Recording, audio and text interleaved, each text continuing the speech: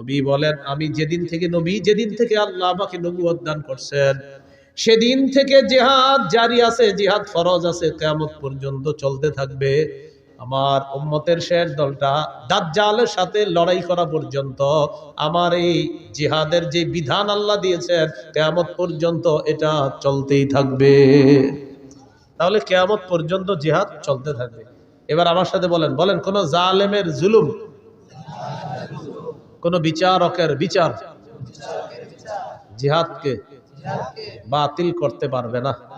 কি বলেন, কেউ যদি আল্লাহর রাস্তায় লড়াই করে, এই পরিমাণ ওটের দুধ 2 বার আপনি পান করলেন, একবার এরপরে আবার পান করলেন, এই যে মাঝে সময়টা গ্যাপ হয়, নবী বলেন এই পরিমাণ কোন ব্যক্তি যদি আল্লাহর রাস্তায় আল্লাহর দ্বীন প্রতিষ্ঠিত করার জন্য লড়াই করে, তার জন্য আল্লাহর জান্নাত ওয়াজিব হয়ে যায়। আমার উম্মতের একটা দল সদা সর্বদা হকের পক্ষে লড়াই করবে, তাদের সাথে বাতিল লড়াই করতে আসবে, বাতিলদেরকে তারা নাস্তানাবুদ করে ছাড়বে, বাতিলদেরকে তারা সর্বশেষ পরাজিত করেই ছাড়বে। যার বড় প্রমাণ হলো বর্তমান আফগানিস্তান। কোন দেশ? হুজুররা গুতাগুতি বন্ধ না কইরা এখন যদি এক না হইতে পারে, আগামী 50 বছর এই সুযোগ আর আসবে না। এটা এখন চলছে আমাদের বাংলাদেশে। সব মুসলমানদের মনের দাবি একটা এখন, যে আমরা বাংলাদেশে ইসলামী মাইন্ডের কোন নেতা চাই। এটা সব মুসলমানদের মনের চাওয়া। আপনি খুঁজে দেখেন, হাঁটতে হাঁটতে সবার এটা চাওয়া। কিন্তু এই সুযোগটা যদি কাজে না লাগাই, তবে ওই একটা আগুন ছাইরা আর একটা দড়ি, বৃষ্টি থেকে বাঁচার জন্য ঝর্ণার নিচে এসে দাঁড়াই, বাঁচার জন্য কই দাঁড়াই। কেউ আপনার ঝর্ণার নিচে কেন? বাইরে বৃষ্টি, এখানে কি? ও আচ্ছা। এই ভুল বারবার করলে ভাগ্য পরিবর্তন হবে না। আবু বকর, ওমর, উসমান, আলী রাদিয়াল্লাহু তাআলা আনহুম, তাদের যুগের সেই খেলাফতের রাশেদা, খেলাফত ব্যবস্থা ছাড়া মুসলমানদের চূড়ান্ত ভাগ্য পরিবর্তন হবে না, হতে পারে না কিয়ামত পর্যন্ত। আমরা জিহাদ করব কখন? এদেশের বিজ্ঞ মুফতিরা ফতোয়া দিবে যখন। বিজ্ঞ মুফতি সাহেবরা ফতোয়া দিতে হবে। আপনি সকালে গিয়ে আবার কিছু উড়াই দিয়েন না, কিন্তু বিজ্ঞ মুফতি সাহেবদের ফতোয়া লাগবে, তখন জিহাদ ফরজ হবে। আল্লাহ কথাগুলা বুঝার তৌফিক দান করেন। সহিহ বুখারীর বর্ণনা 3123 নম্বর হাদিস। عن أبي هريرة رضي الله تعالى عنه قال قال رسول الله صلى الله عليه وسلم تكفل الله لمن جاهد في سبيل الله لا يخرجه إلا الجهاد في سبيله وتصديق كلماته بأن يدخله الجنة أو يرجعه في مسكنه الذي خرج منه ما نال من أجر أو غنيمة।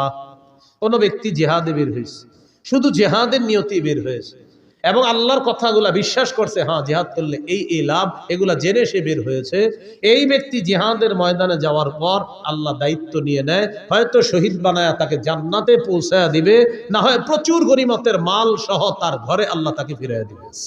ইন্নাল্লাহা আশতারা মিনাল মুমিনিনা আনফুসাহুম ওয়া আমওয়ালাহুম বিআন্না লাহুমুল জান্নাহ يقاتلون في سبيل الله فيقتلون ويقتلون وقال رسول الله صلى الله عليه وسلم تكفل الله لمن جاهد في سبيل الله لا يخرجه إلا الجهاد في سبيله وتصديق كلماته بأن يدخله الجنة أو يرجعه في مسكنه الذي خرج منه ما نال من أجر أو غنيمة أو كما قال عليه الصلاة والسلام اللهم صل على محمد وعلى آل محمد كما صليت على إبراهيم وعلى آل إبراهيم إنك حميد مجيد اللهم بارك على محمد وعلى آل محمد كما باركت على إبراهيم وعلى آل إبراهيم إنك حميد مجيد اللهم إني أعوذ بك من شر لساني ومن شر سمعي ومن شر بصري ومن شر مني আল্লাহ তাআলার দরবারে শুকরিয়া আদায় করছি আল্লাহ আমাদেরকে এই মাহফিলে উপস্থিত হওয়ার তৌফিক দান করেছেন বলে আলহামদুলিল্লাহ। আমি আপনাদের সামনে সূরা তাওবার 111 নম্বর আয়াতে কারিমা তেলাওয়াত করেছি। এই আয়াতে আল্লাহ তাআলা বলেন, ইন্নাল্লাহা আশতারা মিনাল মুমিনিনা আনফুসাহুম ওয়া আমওয়ালাহুম বিআন্না লাহুমুল জান্নাহ। আল্লাহ বলেন, নিশ্চয়ই আল্লাহ ক্রয় করে নিয়েছেন মুমিনদের থেকে তাদের জান তাদের মাল, বিনিময় হলো আল্লাহর দেওয়া জান্নাত। ইউকাতিলুনা ফি সাবিলিল্লাহি ফায়াকতুলুনা ওয়া ইউকতালুন। তারা আল্লাহর রাস্তায় লড়াই করবে, কাফেরদেরকে তারা হত্যা করে জাহান্নামে পাঠাবে এবং তাদেরকে শহীদ করা হবে, তারা জান্নাতে পৌঁছে যাবে। বলেন আমার সাথে, ক্রেতা বিক্রেতা, দ্রব্য মূল্য বাজার। ক্রেতা আল্লাহ, বিক্রেতা মুমিনগণ, দ্রব্য জান মাল, মূল্য জান্নাত, বাজার জিহাদের ময়দান।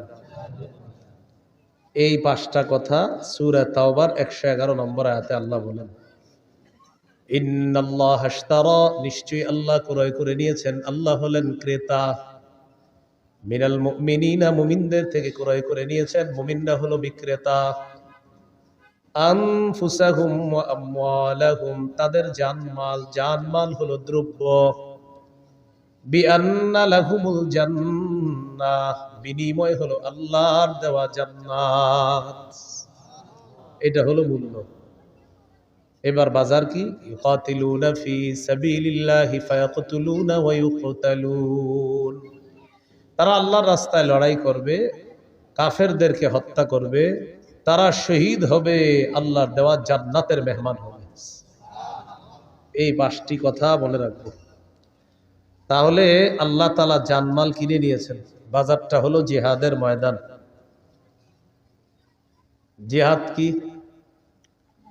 সূরাতুস সফফি 10, 11, 12 নম্বর আয়াতে আল্লাহ বলেন, 28 পারা 11 নম্বর পৃষ্ঠা,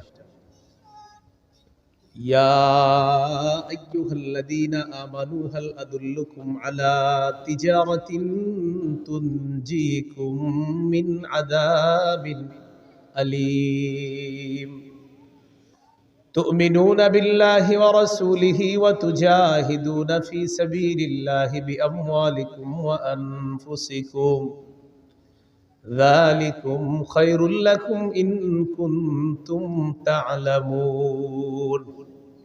আল্লাহ বলেন, আমি কি তোমাদেরকে এমন একটা ব্যবসার কথা বলবো যে ব্যবসা তোমাদেরকে যন্ত্রণাদায়ক আযাব থেকে রক্ষা করবে? সেই ব্যবসাটা হলো তোমরা আল্লাহকে বিশ্বাস করবা, রসুলকে বিশ্বাস করবা, জানমাল নিয়ে আল্লাহর রাস্তায় লড়াই করবা। এই ব্যবসা তোমাদেরকে আযাব থেকে রক্ষা করবে। যালিকুম খায়রুল লাকুম ইন কুনতুম তা'লামুন। তোমরা যদি জানতে, এটাই তোমাদের জন্য কল্যাণ। ইয়াগফির লাকুম যুনুবাকুম ওয়া ইউদখিলকুম জান্নাতিন তাজরি মিন তাহতিহাল আনহার। এতে করে আল্লাহ তোমাদের অতীতের সব গুনাহ মাফ করে দিবে। তোমাদেরকে এমন বাগানে প্রবেশ করাবে যার তলদেশ দিয়ে নহর সমূহ প্রবাহিত হয়। ওয়া মাসাকিনা তাইয়িবাতান ফি জান্নাতি আদ। তোমাদেরকে আল্লাহ তাআলা চিরস্থায়ী বসবাসের জান্নাতের মধ্যে তোমাদের মনোভূত ঘর বাড়ির মালিক আল্লাহ তোমাদেরকে বানাবেন। যালিকাল ফাউজুল আযীম। আল্লাহ বলেন এটা মহান সফলতা। ওয়া উখরা তুহিব্বুনাহা নাসরুম মিনাল্লাহি ওয়া ফাতহুন করিব ওয়া বাশশিরিল মুমিনিন। আল্লাহ তাআলা তোমাদের মনোভূত আরো অনেক নিয়ামত তোমাদেরকে দান করবেন। এর মধ্যে একটা হলো আল্লাহর পক্ষ থেকে তোমাদের কাছে সাহায্য আসবে, আসন্ন বিজয় আল্লাহ তোমাদেরকে দান করবেন। শেষে আল্লাহ বলেন ওয়াবাশশিরিল মুমিনিন, নবী মুমিনদেরকে আপনি সুসংবাদ জানায় দেন। সূরা হুজুরাতের 15 নম্বর আয়াতে আল্লাহ বলেন ইন্নামাল মুমিনুনা আল্লাযীনা আমানু বিল্লাহ ওয়া রাসূলিহি সুম্মা লাম ইয়ারতাবু ওয়া জাহাদু বিআমওয়ালিহিম ওয়া আনফুসিহিম ফি সাবিলিল্লাহ। আল্লাহ তাআলা বলেন প্রকৃত ঈমানদার হলো তারা যারা আল্লাহকে বিশ্বাস করে, রাসূলকে বিশ্বাস করে, সামান্য সন্দেহ করে না, জান মাল নিয়ে আল্লাহর রাস্তায় লড়াই করে। আল্লাহ তাআলা বলেন তারা হলো খাঁটি ঈমানদার। উলাইকা হুমুস সাদিকুন, আমি আল্লাহ পবিত্র কোরআনে তাদেরকে খাঁটি সত্যবাদী বলে ঘোষণা করলাম। ঈমান আল্লাহকে, রাসূলকে বিশ্বাস করা, সন্দেহ না করা, জান মাল নিয়ে জিহাদ করা। আল্লাহ বলেন কোরআনে বলে দিলাম তারা খাঁটি সত্যবাদী। আবু দাউদের হাদিস 2504 নম্বর হাদিস। ক্বালা রাসূলুল্লাহ সাল্লাল্লাহু আলাইহি ওয়াসাল্লাম জাহিদুল মুশরিকিনা বিআমওয়ালিকুম ওয়া আনফুসিকুম ওয়া আলসিনাতিকুম। নবীজি বলেন তোমরা মুশরিকদের সাথে লড়াই করো তোমাদের সম্পদ দিয়ে, তোমাদের জান দিয়ে, তোমাদের জবান দিয়ে। নবী বলেন সম্পদ দিয়ে লড়াই করো, জান দিয়ে লড়াই করো, তোমাদের জবানের মাধ্যমে লড়াই করো। এক নাম্বার নবী বললেন মাল দিয়ে লড়াই করো। আমাদের দেশে জিহাদ ফরজ হওয়ার আগ পর্যন্ত এখন আমরা মাল কোথায় দিব? ফিলিস্তিনের মুজাহিদদের জন্য ফান্ড কালেকশন করে তাদের কাছে পাঠাতে হবে। এটা জান, এটা হলো মাল। আর জান আমাদের দেশের বিজ্ঞ মুফতি সাহেবরা যদি ফতুয়া দেয় জিহাদ ফরজ, তখন জান দিয়ে জিহাদ করা। 3 নাম্বার ও আলসিনাতিকুম, জবান দিয়ে জিহাদ করবা। ফিলিস্তিনের বিরুদ্ধে গোটা দুনিয়াও যদি এখন হয়ে যায়, গোটা দুনিয়ার বিরুদ্ধে আমাদের বলতে হবে। এটা হলো জবান দিয়ে বলতে থাকা। বুঝে আসছে সবার কথাগুলো? জিহাদের নিয়ত আছে সবার? কার কার আছে দেখি? মাশাআল্লাহ, হাত নামান। জিহাদের নিয়ত না থাইকা যদি মারা যান, মুনাফিকি মৃত্যু। সহিহ মুসলিমের বর্ণনা 1910 নম্বর হাদিস, 1910 নম্বর হাদিস। ক্বালা রাসূলুল্লাহ সাল্লাল্লাহু আলাইহি ওয়াসাল্লাম মান মাতা ওয়া লাম ইয়াগজু ওয়া লাম ইউহাদ্দিস বিহি নাফসাহু মাতা আলা শু'বাতিন মিনান নিফাক।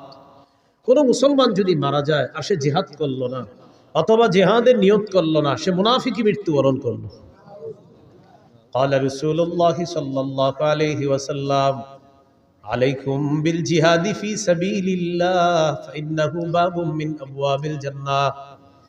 নবীজি বলেন তোমরা নিজেদের উপর আবশ্যক করে নাও আল্লাহর রাস্তায় লড়াই করা। মনে রাখবা জিহাদ হলো জান্নাতের দরজা সমূহের মধ্যে একটা দরজা। জান্নাতের একটা দরজা জিহাদ। ফিলিস্তিনের ছোট্ট ছোট্ট বাচ্চাদের মস্তিষ্ক তৈরি হয় ছোটবেলা থেকে যে ইসলামের পবিত্র একটা বিধান হলো জিহাদ। আমাদের দেশে মানুষ জিহাদের নাম শুনলে বলে ইন্না লিল্লাহ। কি বলে? মানে এটা আবার কি বললেন হুজুর? এই বিষয় ছাড়া অন্য কিছু থাকলে বলেন। মা বোনরা শোনেন, সন্তানকে শৈশব থেকে জিহাদের মানসিকতায় বড় করতে হবে। পৃথিবীর যে গতি দেখা যাইতেছে, মুসলমানদের মধ্যে প্রচুর মুজাহিদ বাহিনী তৈরি করা এখন সময়ের দাবি। আল্লাহ কথাগুলা বুঝার তৌফিক দান করেন। قال رسول الله صلى الله عليه وسلم من قتل في سبيل الله فوق ناقة وجبت له الجنة। নবীজি বলেন কেউ যদি আল্লাহর রাস্তায় লড়াই করে এই পরিমাণ ওটের দুধ 2 বার আপনি পান করলেন, একবার এরপরে আবার পান করলেন, এই যে মাঝে সময়টা গ্যাপ হয়, নবী বলেন এই পরিমাণ কোন ব্যক্তি যদি আল্লাহর রাস্তায় আল্লাহর দ্বীন প্রতিষ্ঠিত করার জন্য লড়াই করে, তার জন্য আল্লাহর জান্নাত ওয়াজিব হয়ে যায়। এই জন্য জিহাদের নিয়ত সবাই রাখবো, বলেন ইনশাআল্লাহ। আবু দাউদের হাদিস 2484 নম্বর হাদিস, 2484। قال رسول الله صلى الله عليه وسلم لا تزال طائفة من أمتي يقاتلون على الحق ظاهرين على من ناوأهم। নবীজি বলেন, আমার উম্মতের একটা দল সদা সর্বদা হকের পক্ষে লড়াই করবে, তাদের সাথে বাতিল লড়াই করতে আসবে, বাতিলদেরকে তারা নাস্তানাবুদ করে ছাড়বে, বাতিলদেরকে তারা সর্বশেষ পরাজিত করেই ছাড়বে। যার বড় প্রমাণ হলো বর্তমান আফগানিস্তান। কোন দেশ? আফগানিস্তান। অভিভাবক বানাইছে কাকে জানেন? আল্লাহকে। কাকে? আমাদের অভ্যাস হলো এক তাগুত অভিভাবক বানানোর পর এটারে চাইরা আরেক তাগুতকে অভিভাবক বানাই। সূরা বাকারার 257 নম্বর আয়াতে আল্লাহ বলেন, আল্লাহু ওয়ালিয়্যুল্লাযীনা আমানু, ঈমানদারদের অভিভাবক হলেন আল্লাহ। বলেন ঈমানদারের অভিভাবক কে? আল্লাহ। সূরা মাঈদার 51 নম্বর আয়াতে আল্লাহ বলেন, ইয়া আইয়ুহাল্লাযীনা আমানু লা তাত্তাখিযুল ইয়াহুদা ওয়ান নাসারা আউলিয়া। হে ঈমানদারগণ, ইহুদি খ্রিস্টানদেরকে অভিভাবক রূপে গ্রহণ করবা না। বারবার আমরা ভুল করি, এক অভিভাবক ছেড়ে আরেক অভিভাবক ধরি, কিন্তু মজার ব্যাপার আর দুঃখের ব্যাপার আর ইন্টারেস্টিং ব্যাপার, আগে যেটাকে ধরি সেটাও তাগুত, পরে যেটাকে ধরি সেটাও তাগুত। তাই মুসলমানদের চূড়ান্ত ভাগ্য পরিবর্তন হয় না। এই জন্য বাংলাদেশে একটা সময় চলতেছে এখন যদি হুজুররা গুতাগুতি বন্ধ না কইরা এখন যদি এক না হইতে পারে, আগামী 50 বছর এই সুযোগ আর আসবে না। এটা এখন চলবে আমাদের বাংলাদেশে। সব মুসলমানদের মনের দাবি একটা এখন, যে আমরা বাংলাদেশে ইসলামী মাইন্ডের কোন নেতা চাই। এটা সব মুসলমানদের না মনের চাওয়া। আপনি খুঁজে দেখেন, হাঁটতে হাঁটতে সবার এটা চাওয়া। কিন্তু এই সুযোগটা যদি কাজে না লাগাই, ওই যে ওই একটা আগুন ছাইরা আরেকটারে ধরি, বৃষ্টি থেকে বাঁচার জন্য ঝর্ণার নিচে এসে দাঁড়াই, বাঁচার জন্য কই দাঁড়াই? কেউ আপনার ঝর্ণার নিচে কেন? বাইরে বৃষ্টি, এখানে কি? ও আচ্ছা। এই ভুল বারবার করলে ভাগ্য পরিবর্তন হবে না। আবু বকর, ওমর, উসমান, আলী রাদিয়াল্লাহু তাআলা আনহুম, তাদের যুগের সেই খেলাফতের রাশেদা, খেলাফত ব্যবস্থা ছাড়া মুসলমানদের চূড়ান্ত ভাগ্য পরিবর্তন হবে না, হতে পারে না কিয়ামত পর্যন্ত। তো বলছিলাম, রাসূলুল্লাহ সাল্লাল্লাহু আলাইহি সাল্লাম বলেন, লা তাজালু তাইফাতুম মিন উম্মতি ইউকাতিলুনা আলাল হক। আমার উম্মতের একটা দল সদা সর্বদা হকের পক্ষে লড়াই করবে। যাহিরিনা আলা মান নাওয়াহুম, তাদের বিরুদ্ধে যারা থাকবে তাদেরকে তারা পরাজিত করে ছাড়বে। হাত্তা ইউকাতিলা আখিরু উম্মতি আল মাসিহ আদ-দাজ্জাল, এমনকি আমার উম্মতের সর্বশেষ দলটি দাজ্জালকে পর্যন্ত পরাজিত করবে। আমার উম্মতকে আল্লাহ বিজয় দান করবে।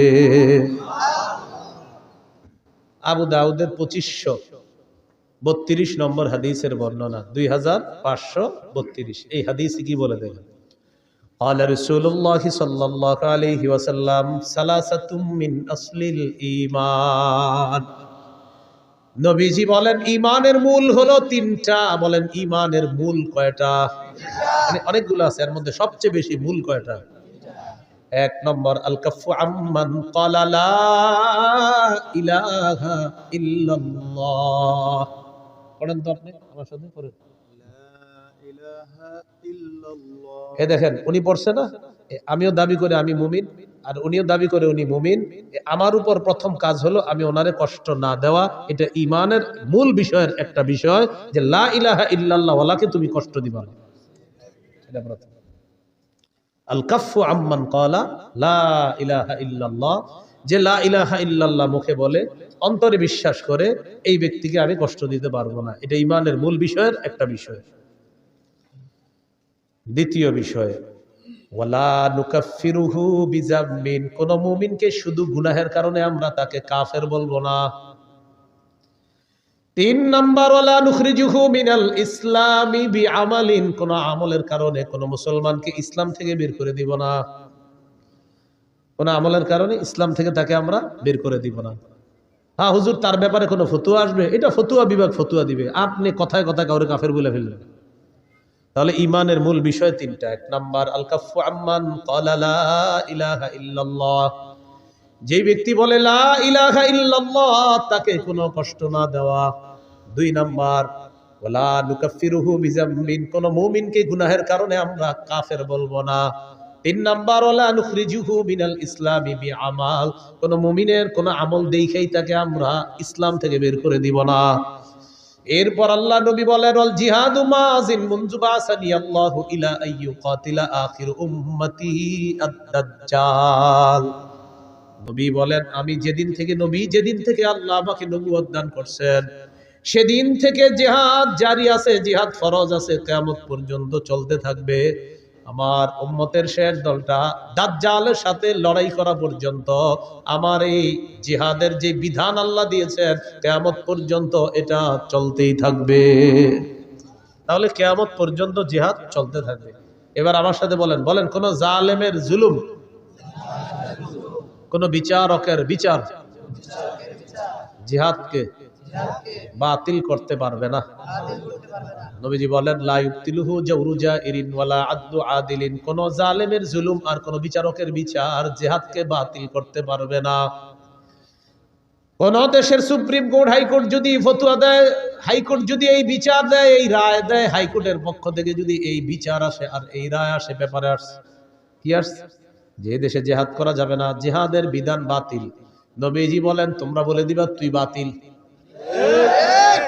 কারণ বিচারকের বিচার তো জিহাদ বাতিল করতে পারে না। তো কেউ যদি বলে জিহাদ বাতিল, আপনি বলবেন প্রিয় ভাইয়া আপনি বাতিল, প্রিয় বিচারক আপনি বাতিল, বলবে এটা কোনো কথা? বলবে আমাদের নবী বলছে আপনি বাতিল। কারণ আপনার বিচার জিহাদ এটা বাতিল করতে পারবে না। নবীর আল্লাহ যেদিন থেকে নবী বানাইছে কিয়ামত পর্যন্ত জিহাদের বিধান চালু থাকবে। আপনার মতো বিচারকের বিচার আর কোন জালেমের জুলুম কিয়ামত পর্যন্ত পবিত্র জিহাদকে বাতিল করে নাই, করতে পারবে না। আপনি করলেও হবে না, আপনি বাতিল হবেন। এই হলো জিহাদের বিধান। আল্লাহ আমাদেরকে বুঝার তৌফিক দান করেন। তবে ওই বিষয়টা গুরুত্বপূর্ণ। আমরা জিহাদ করব কখন? এদেশের বিজ্ঞ মুফতিরা ফতোয়া দিবে যখন। বিজ্ঞ মুফতি সাহেবরা ফতোয়া দিতে হবে। আপনি সকালে গিয়ে আবার কিছু উড়াই দিয়েন না, কিন্তু বিজ্ঞ মুফতি সাহেবদের ফতোয়া লাগবে, তখন জিহাদ ফরজ হবে। আল্লাহ কথাগুলা বুঝার তৌফিক দান করেন। সহিহ বুখারীর বর্ণনা 3123 নম্বর হাদিস। عن أبي هريرة رضي الله تعالى عنه قال قال رسول الله صلى الله عليه وسلم تكفل الله لمن جاهد في سبيل الله لا يخرجه إلا الجهاد في سبيله وتصديق كلماته